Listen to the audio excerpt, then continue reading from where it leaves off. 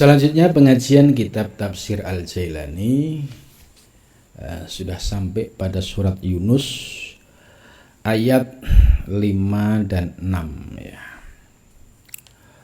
A'udzu billahi minasyaitonir rajim. Bismillahirrahmanirrahim. Huwallazi ja'ala asy-syamsa diya'an wal qamara nuran wa qaddarahu manazila lita'lamu 'adadas sinina wal hisab. Ma khalaqallahu dzalika illa bil haqq yuwassilul ayati liqaumin ya'lamun. Inna fi ikhtilafil laili wan nahari wa ma khalaqallahu fis samawati wal ardi la ayatin liqaumin yattaqun. Ini berkaitan dengan alam semesta ya. Walladzi ja'ala samsa diya'an ya, huwa bermula Allah. Alladzi ja'ala yang telah menjadikan siapa Allah as-samsa matahari. Menjadikan diya'an bersinar ya. Ayat ini ya sebagai dasar taukid kita ya, bahwa matahari itu dibuat oleh Allah ya. Dan ja'ala samsa diya'an, kemudian Allah menjadikan matahari itu bersinar, dan sinarnya terang benderang menerangi alam dunia. Tidak sebatas berfungsi ya menerangi alam semesta, ternyata sinar matahari ini juga memiliki pengaruh besar pada kehidupan yang ada di dunia ya.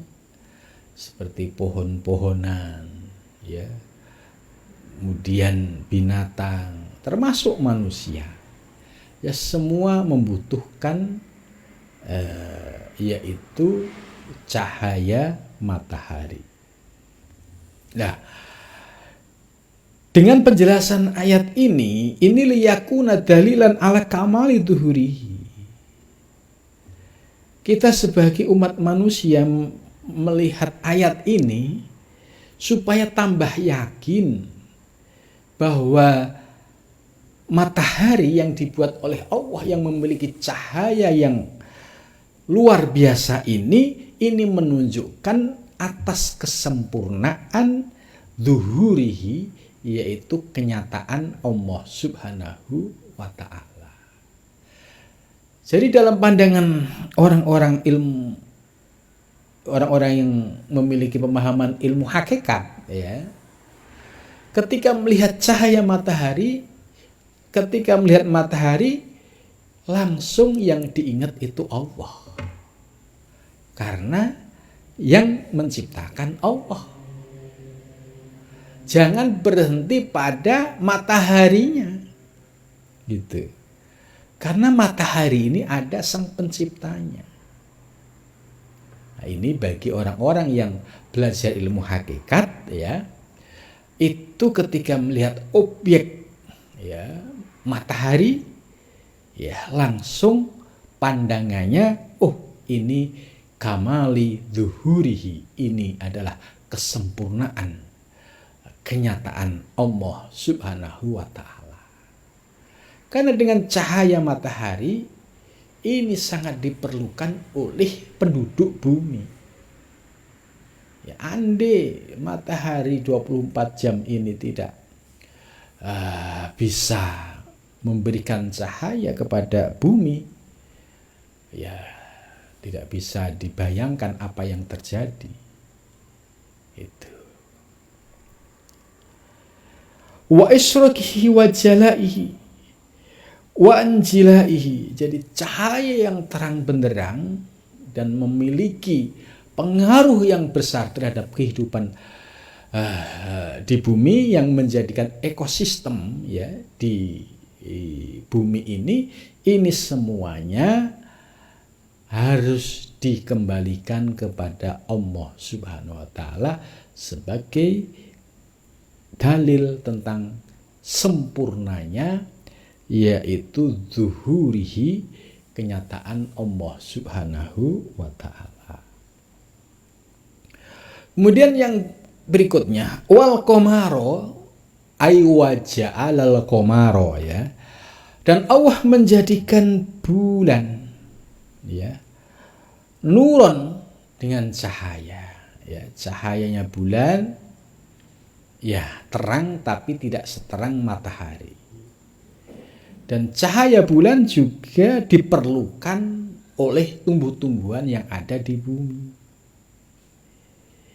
Nah, penjelasan Syekh Abdul Qadir Jailani, muniron, yaitu sebagai cahaya fi dulumatil laili, dalam kegelapan malam, liyakunu dalilan, supaya menjadi dalil, ala inarotihi, atas cahayanya Allah, wa idho'atihi, dan bersinarnya Allah Subhanahu wa taala, fi miskati ta'ayunat, ya, dalam miskatul anwar itu kayak, ya, cahaya, kayak apa, melihat sebuah objek yang nyata, wadulumatil huyati, dan kegelapan keakuan atau kehambaan. Jadi maksudnya, ya, ini kalau dipahami menggunakan penjelasan ilmu hakikat, ya, bahwa cahaya matahari dan bulan, ya, itu menunjukkan sifat sempurnanya Allah Subhanahu wa taala, dan sekaligus bagi orang yang memiliki pemahaman ilmu hakikat, ketika melihat cahaya bulan, ketika melihat cahaya matahari, langsung terkoneksi ingat kepada sang penciptanya, yaitu Allah Subhanahu wa ta'ala. Berbeda dengan orang yang dalam kondisi kegelapan, ya, kegelapan ilmu, kegelapan iman, ya. Melihat matahari yang terang benderang begini, itu sebatas dilihat dari sisi fisiknya. Oh ya, matahari, ada planet-planet yang lain, ya. Hanya dilihat sebatas wujud fisik planet-planet yang lain, tanpa mampu memandang, mengembalikan kepada Allah Subhanahu wa taala. Ini bedanya orang yang memiliki anugerah ilmu hakikat dengan orang yang tidak memahami pemahaman ilmu hakikat. Melihat objek, ya, sebatas fisiknya. Sehingga ketika dia melihat, ya, misalnya gambar yang terkait dengan alam semesta, ya, ada bumi, bulan, matahari, dan planet-planet lainnya, ya, dia hanya sebatas paham dan ngerti, sehingga tidak mampu mengembalikan kepada Allah SWT. Terlebih bagi orang yang ateis, ya, orang yang tidak percaya dengan Allah, ya, dianggap itu sebagai fenomena alam, gitu. Nah, bagi orang-orang muhakkikin, ahli hakikat, ya, itu pandangannya melihat objek, ya, apa yang ada di alam semesta, ya, lihat matahari, bulan, bintang, bumi, dan planet-planet yang lain. Yang diingat pertama kali adalah Allah Subhanahu wa ta'ala. Nah, inilah pentingnya kita belajar ilmu hakikat. Kita diajarkan supaya setiap melihat objek, ingat kepada yang menciptakan, yaitu Allah Subhanahu wa ta'ala.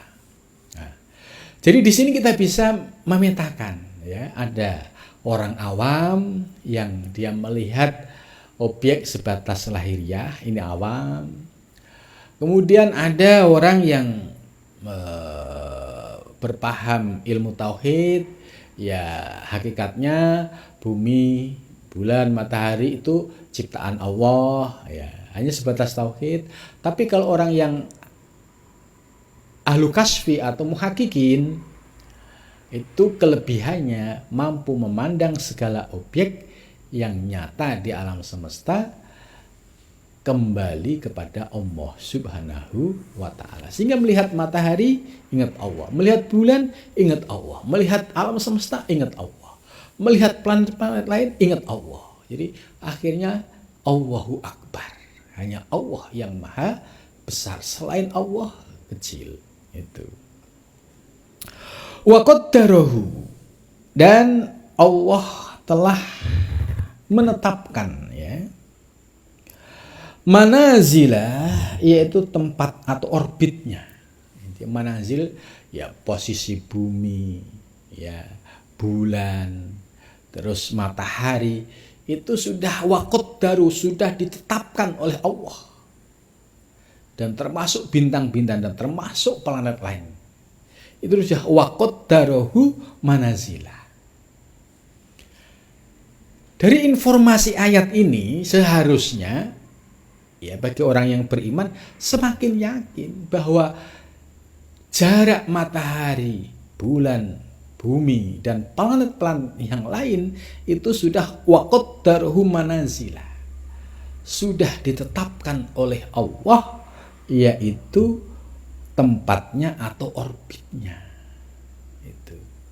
Jadi tidak, istilahnya andai misalnya tidak ditetapkan oleh Allah, terjadi tabrakan, ya, itu sudah kiamat. Ya, misalkan kayak batu-batu, ya, yang ada di ruang angkasa itu kalau tidak dikendalikan, ya, oleh Allah, ya, misalnya ada yang sampai nabrak bumi, ya, buminya ini bisa guncang dan terjadi kiamat. Tapi ayat ini waqaddarahu manazila, Allah sudah menetapkan, yaitu tempat atau orbit masing-masing benda-benda yang ada di alam semesta. Itu lita'lamu, supaya mereka mengetahui, ya, ada tasinina, hitungan tahun, wal hisabi, dan hisab. Ternyata dengan posisi yang presisi, ya, matahari, bulan, bumi, ini kan sudah diatur, sudah presisi dalam ilmu hisab. Ini kan sudah ada hitungannya, ilmu falak ini juga ada hitungannya. Ini ternyata menjadi adadat sinin untuk mengetahui hitungan tahun dan bulan. Allati tahtajuna ilaiha, yang ini dibutuhkan oleh penduduk yang ada di bumi untuk menghitung tahun bulan, ya. Fi muamalatikum, yang terkait dengan muamalah. Ya, kalau nggak ada kalender, bagaimana kita mau ngitung bulan, tanggal, ya. Itu karena semua sudah diatur oleh Allah, sehingga ketentuan, ya, tanggal, bulan, ya, itu sudah ada hitungannya, maka ini bermanfaat terkait dengan muamalah penduduk yang ada di bumi.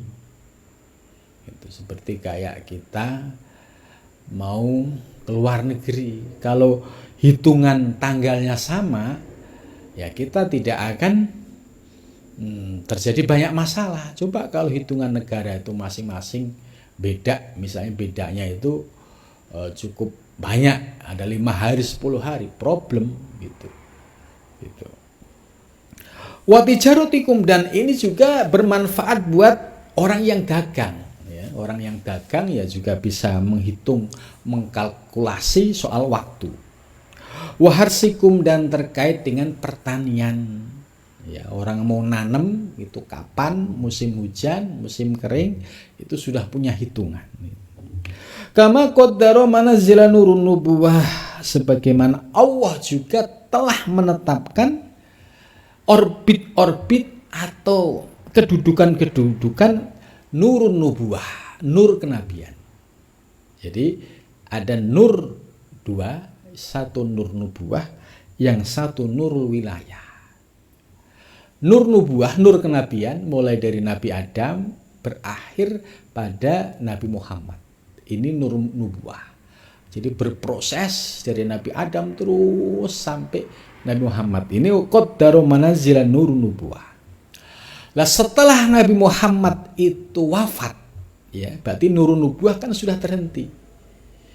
Yang berjalan setelah ke wafatnya Nabi, yang kedua yaitu nurul wilayah, nur kewalian.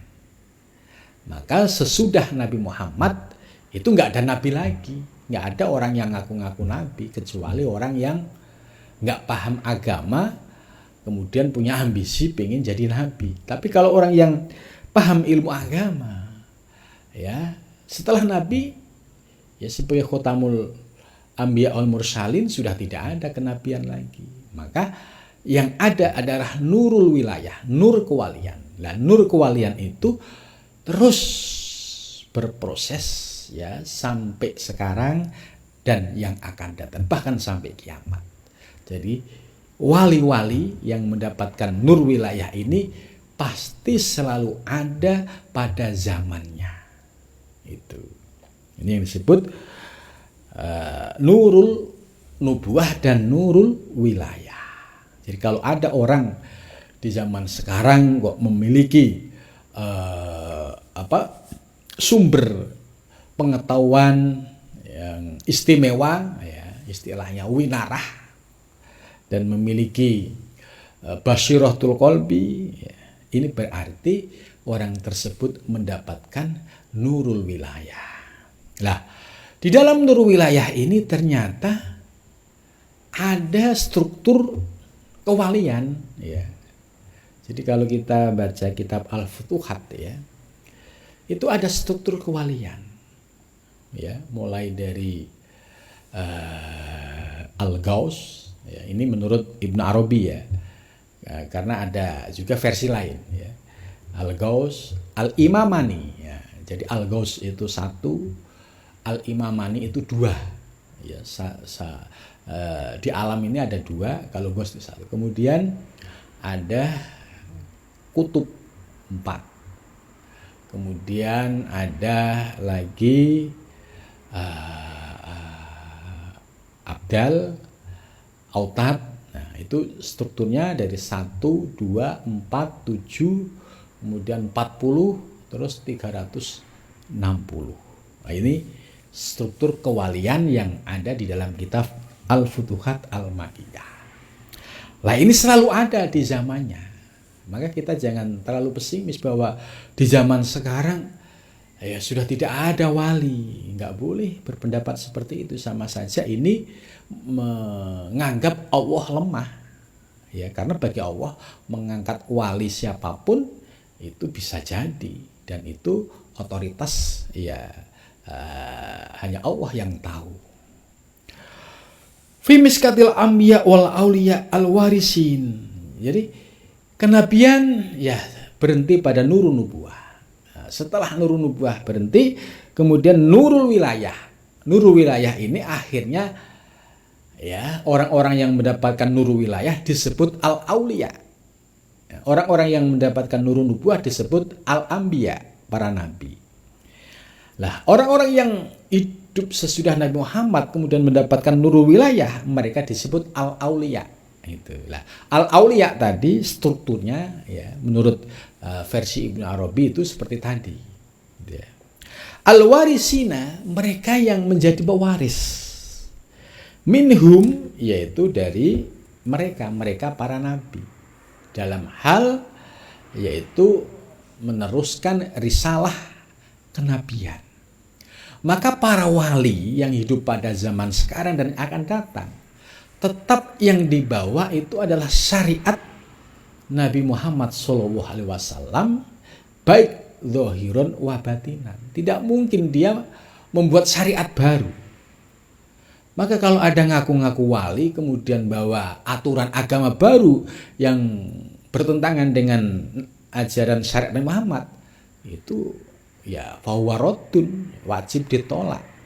Karena nggak ada wali yang berani membelakangi syariat Nabi Muhammad Shallallahu Alaihi Wasallam. Itu.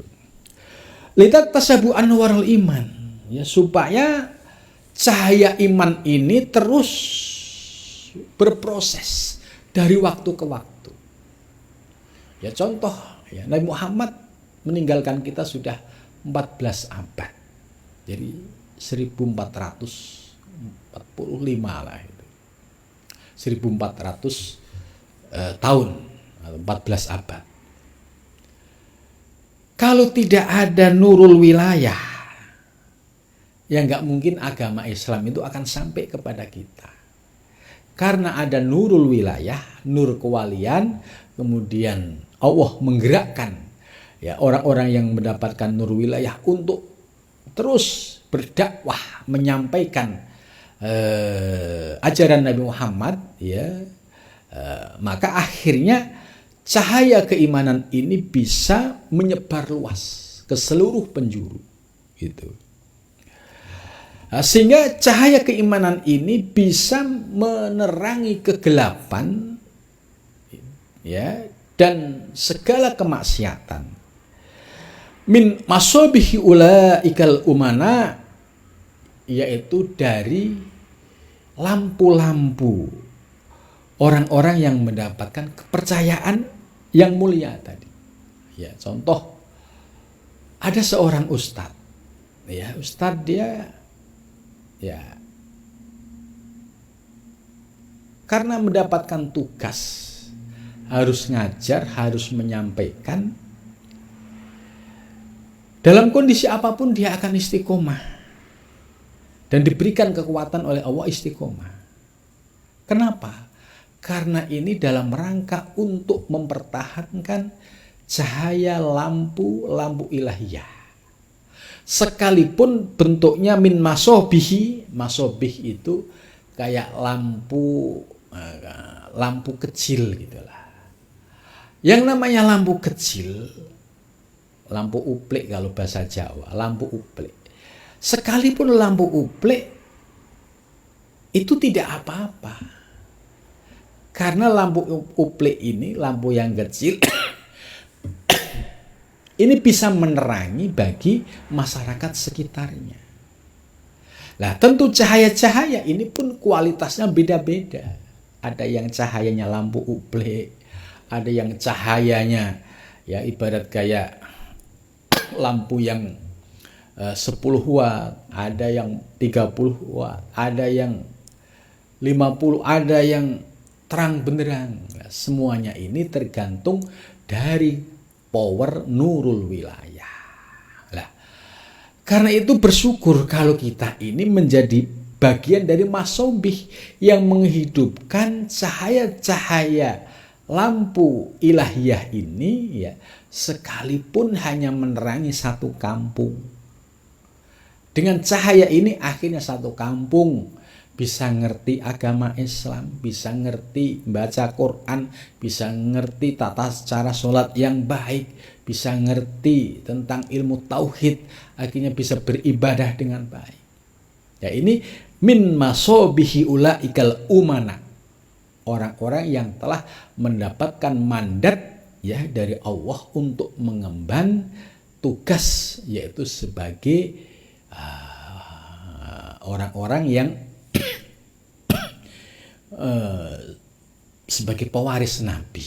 Ya, sekalipun hanya ustadz kecil-kecilan di kampung yang terpencil, tapi dia istiqomah. Sesungguhnya orang tersebut adalah bagian dari orang-orang yang diberikan umana, yaitu mandat oleh Allah untuk litaktabisu anwarul iman, ya, untuk menyebarkan cahaya-cahaya iman. Itu. Watatawassalu bihim, dan akhirnya menjadi wasilah orang mendapatkan hidayah. Ya, akhirnya banyak yang ngaji, banyak yang ikut mendapatkan pencerahan. Ila antas tahu, ya, hingga mereka mendapatkan cahaya sinar bidiyai syamsi, ibarat cahaya matahari ala hakiki, yaitu yang hakiki. Ya akhirnya memiliki pemahaman soal tauhid, bahkan akhirnya mendapatkan anugerah bisa memahami ya ilmu yang sulit, yaitu ilmu hakikat, bisa memahami syariat dengan benar, baik syariat lahir maupun batin gitu. Ini yang disebut ya bias dari cahaya ilahiyah. Summa qala subhanahu wa ta'ala targhiban li ibadihi wa tanbihan lahum ala asli fitratihim. Kemudian Allah berfirman ya, yaitu sebagai targhib li ibadihi, memotivasi, mendorong kepada umatnya, wa tanbihan lahum, dan sekaligus sebagai peringatan ala asli fitratihim, atas yaitu orisinitas ya, kemurnian kefitrohan setiap hamba ini. Ma khalaqallah, Allah tidak menciptakan dzalika, semua itu, illa bil haqqi, kecuali dengan hak, dengan benar gitu. Ma khalaqallah dzalika illa bil haq. Jadi akhirnya apa yang nyata di alam semesta ini sesungguhnya itu tajalli wujudul haq. Ini kalau dikaitkan dengan ilmu hakikat, maka para sufi ya menggunakan istilah al-haq ya. Ini tidak ya maksudnya terkait dengan ayat ini, ma khalaqallah dzalika illal bil haq. Allah tidak menciptakan semua itu, yaitu alam semesta ini, illa bil haq, kecuali dengan al-haq. Yufassilul ayati, ya, menjelaskan siapa Allah al-ayati, ya, semua ayat. Jadi akhirnya kehidupan di alam semesta ini semua menjadi ayat-ayat kauniyah. Liqaumi ya'lamun, bagi orang-orang yang mengetahui. Yatahaqqaquna, mereka yakin, bimartabatil yakin al-ilmi, dengan martabat yakin al-ilmi yang bersifat ilmu. Jadi orang bisa meyakini bahwa alam semesta ini sebagai ayat-ayat kauniyah. Ya, semua digerakkan oleh Allah, apapun wujudnya. Itu bahwa semua yang ada dan nyata di alam semesta ini, semua ma khalaqallahu dzalika illa bil haq.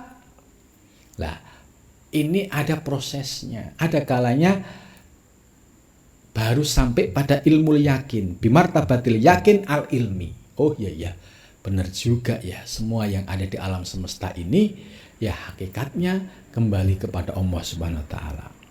Kemudian yataraku minha ilal yakinil aini. Setelah dia paham ilmu yakin, terus berproses, dipraktikkan dengan syuhud dalam melihat segala objek yang ada di alam semesta. Kemudian naiklah lihat taroki naik sampai kepada ilal yakin al aini, yaitu sampai pada martabat ainul yakin. Setelah itu sampailah dari ainul yakin, sampailah hakul yakin. Jadi puncak dari semua keyakinan. Sedangkan orang-orang yang terhijab al-mahjubun, ya, orang-orang yang tidak percaya sama Allah, ya masuk kelompok ini adalah orang-orang yang ingkar, yang kafir, atau orang dia sudah iman tapi tidak diberikan cahaya di dalam hatinya. Ya, dia melihat alam semesta nyata, tapi tidak ada anugerah sampai bisa memahami bahwa wujud benda yang ada di alam semesta ini, ya, ketika dipandang, dilihat sampai kepada yang hakiki, itu akan bisa terkoneksi kepada Allah Subhanahu wa taala. Orang yang awam, yang terhijab ini susah untuk merasakan itu, gitu. Jadi ketika melihat matahari ya sebatas matahari, bulan ya bulan, melihat alam semesta seisinya ya sebatas melihat objek, tanpa mampu memandang yang hakiki, yaitu memandang Allah Subhanahu wa taala sebagai yang mengadakan, yang menciptakan segala yang ada di alam semesta. Itulah perbedaan antara orang yang mendapatkan cahaya ilmu hakikat dengan orang yang terhijab, yaitu orang yang tidak mampu memandang alam semesta ini sebagai dari kenyataan tajalli wujudil haq. Maka la yurja minhum al-fahlah. Orang-orang yang terhijab seperti ini jangan berharap mereka itu bisa sukses, bisa menang. Likhobasati tinihim, karena sudah buruk ya apa itu karakternya, waridaati fitrothim, dan memang rendah kualitas kefitrohannya. Mudah-mudahan kita termasuk orang yang mendapatkan anugerah anwarul hilayah sehingga bisa memandang apa yang ada di alam semesta ini sebagai tajalli wujudul haq. Amin ya rabbal alamin.